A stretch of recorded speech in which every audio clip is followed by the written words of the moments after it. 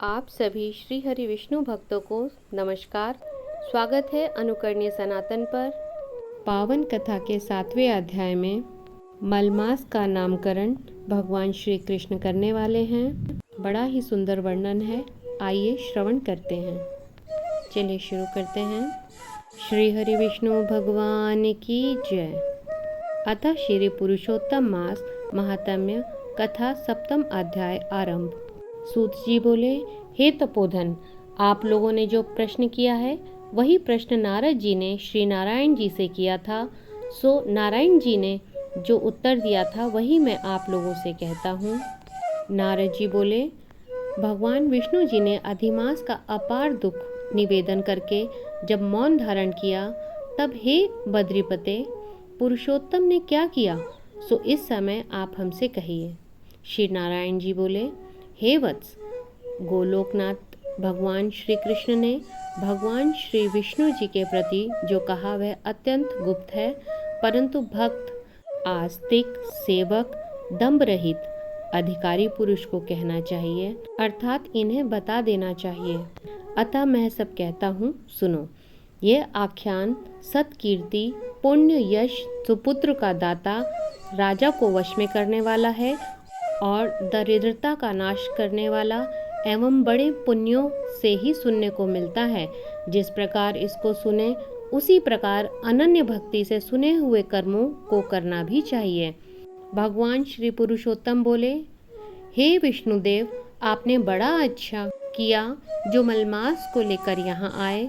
इससे आप लोक में कीर्ति पावेंगे। आपने जिसका उद्धार स्वीकार किया उसको हमने भी स्वीकार किया, ऐसा समझे। अतः इसको हम अपने समान सर्वोपरि करेंगे। गुणों से, कीर्ति के अनुभव से, षड्ऐश्वर्य से, पराक्रम से, भक्तों को वर देने से और जो भी मेरे गुण हैं उनसे मैं पुरुषोत्तम जैसे लोक में प्रसिद्ध हूँ, वैसे ही यह मलमास भी लोकों में पुरुषोत्तम करके प्रसिद्ध होगा। मेरे में जितने गुण हैं वे सब आज से मैंने इसे दे दिए। पुरुषोत्तम जो मेरा नाम लोक तथा वेद में प्रसिद्ध है, वह भी आपकी प्रसन्नता का अर्थ आज मैंने इसे दे दिया। हे मधुसूदन जी, आज से मैं इस अधिमास का स्वामी भी हुआ। इसके पुरुषोत्तम नाम से सब जगत पवित्र होगा। मेरी समानता पाकर यह अधिमास सब मासों का राजा होगा। यह अधिमास जगत पूज्य एवं जगत से वंदना करवाने के योग्य होगा। इसकी पूजा और व्रत जो करेंगे उनके दुख और दारिद्र्य का नाश होगा। चैत्र आदि सब मास सकाम है, इसको हमने निष्काम किया है। इसको हमने अपने समान समस्त प्राणियों को मोक्ष देने वाला बनाया है। जो प्राणी सकाम अथवा निष्काम होकर अधिमास का पूजन करेगा, वह अपने सब कर्मों को भस्म कर निश्चय मुझको प्राप्त करेगा। जिस परम पद प्राप्ति के लिए बड़े भाग्य वाले यति ब्रह्मचारी लोग तप करते हैं और महात्मा लोग निराहार व्रत करते हैं एवं दृढ़ व्रत लोग फल, पत्ता, वायु भक्षण कर रहे हैं और काम क्रोध रहित जितेंद्रिय रहते हैं, वे और वर्षा काल में मैदान में रहने वाले, जाड़े में शीत, गर्मी में धूप सहन करने वाले मेरे पद के लिए यत्न करते रहते हैं। हे गरुड़ध्वज, तब भी वे मेरे अव्यय परम पद को प्राप्त नहीं होते हैं, परंतु पुरुषोत्तम के भक्त 1 मास के ही व्रत से बिना परिश्रम, जरा, मृत्यु रहित उस परम पद को पा लेंगे। यह अधिमास व्रत संपूर्ण साधनों में श्रेष्ठ साधन है और समस्त कामनाओं के फल की सिद्धि को देने वाला है। अतः इस पुरुषोत्तम मास का व्रत सबको करना चाहिए। हल से खेत में बोए हुए बीज जैसे करोड़ों गुना बढ़ते हैं, तैसे मेरे पुरुषोत्तम मास में किया हुआ पुण्य करोड़ों गुना अधिक होता है।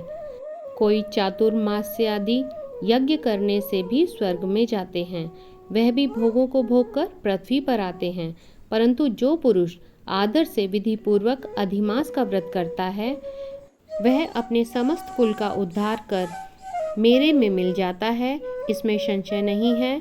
मुझे प्राप्त होकर प्राणी पुनः जन्म, मृत्यु, भय से युक्त एवं आदि व्याधि और जरा से ग्रस्त संसार में फिर नहीं आता। जहाँ जाकर फिर पतन नहीं होता, सो मेरा परम धाम है। ऐसा जो वेदों का वचन है वह सत्य है, असत्य कैसे हो सकता है? यह अधिमास और इसका स्वामी मैं ही हूँ और मैंने ही इसे बनाया है। और पुरुषोत्तम, यह जो मेरा नाम है सो भी मैंने इसे दे दिया है, अतः इसके भक्तों की मुझे दिन रात चिंता बनी रहती है। उसके भक्तों की मनोकामनाओं को मुझे ही पूर्ण करना पड़ता है। कभी कभी मेरे भक्तों का अपराध भी गणना में आ जाता है, परंतु पुरुषोत्तम मास में भक्तों का अपराध मैं कभी नहीं गिनता। हे विष्णुदेव, मेरी आराधना से मेरे भक्तों की आराधना करना मुझे प्रिय है। मेरे भक्तों की कामना पूर्ण करने में मुझे कभी देरी हो भी जाती है, किंतु मेरे मास के जो भक्त हैं उनकी कामना पूर्ण करने में मुझे कभी भी विलंब नहीं होता है। मेरे मास के जो भक्त हैं वे मेरे अत्यंत प्रिय हैं। जो मनुष्य इस अधिमास में जप दान नहीं करते वे महामूर्ख हैं, और जो पुण्य कर्म रहित प्राणी स्नान भी नहीं करते एवं देवता तीर्थ द्विजों से द्वेष करते हैं, वे दुष्ट अभागी और दूसरे के भाग्य से जीवन चलाने वाले होते हैं।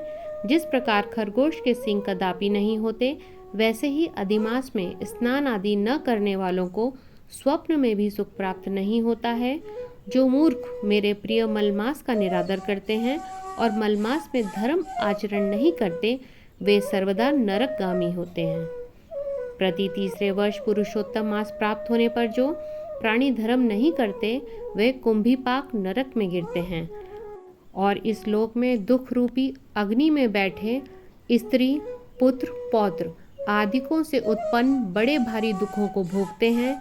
जिन प्राणियों को यह मेरा पुण्यतम पुरुषोत्तम मास अज्ञान से व्यतीत हो जाए, वे प्राणी कैसे सुखों को भोग सकते हैं?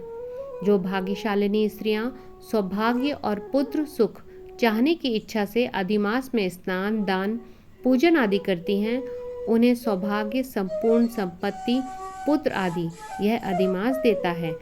जिनका यह मेरे नाम वाला पुरुषोत्तम मास दान आदि से रहित बीत जाता है, उनके अनुकूल मैं नहीं रहता और न उन्हें पति सुख प्राप्त होता है।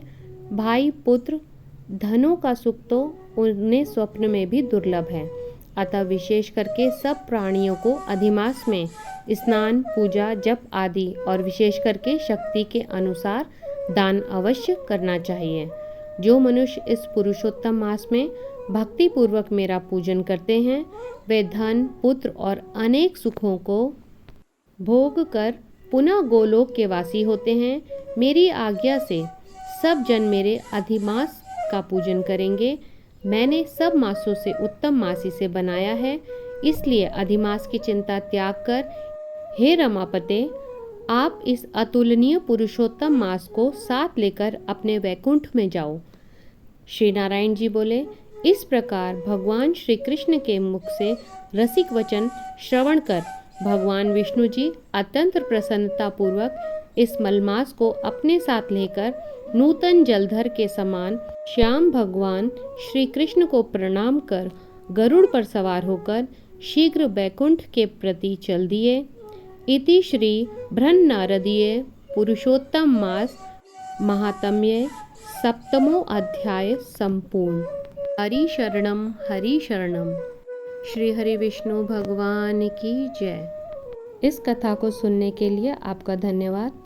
अगर आप आगे के अध्याय भी सुनना चाहते हैं और इस चैनल पर आज पहली बार आए हैं तो आप इसे सब्सक्राइब करें, साथ ही बेल आइकन को क्लिक कर तुरंत नोटिफिकेशन प्राप्त करें। राधे राधे।